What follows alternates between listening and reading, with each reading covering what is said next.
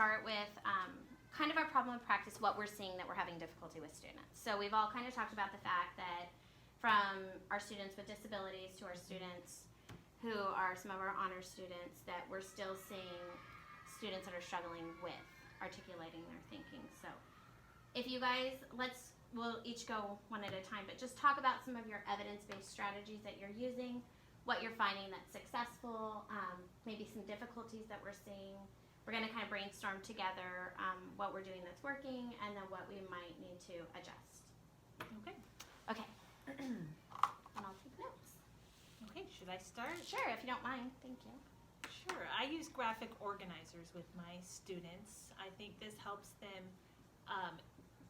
break up their thinking and provide details in their writing. Okay. I so think that graphic- my students really have a hard time organizing their thoughts. Okay. So this really helps them organize their thoughts before they actually write.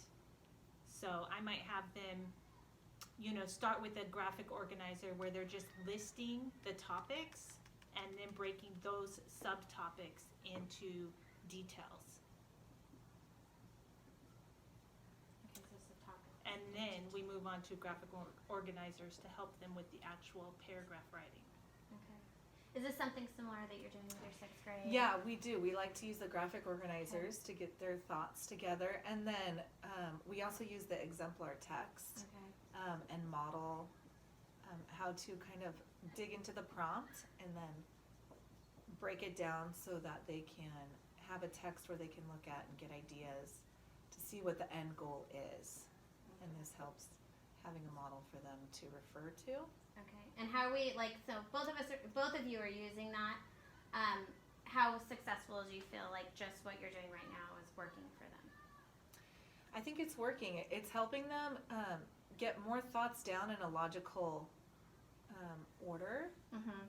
and helps them to really answer all parts of the prompt by seeing how it was answered in an exemplar text as well. And I think that's really important for kids with special needs too, Yeah. is to have that text to look back at, and so that they can take their anecdotal notes and they can underline and highlight to help them with the writing process Right. also. And finding the details to put in.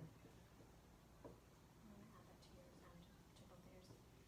So based on what we're talking about and how they're doing with their writing, are there things that we could be adding, taking away, spending more time in?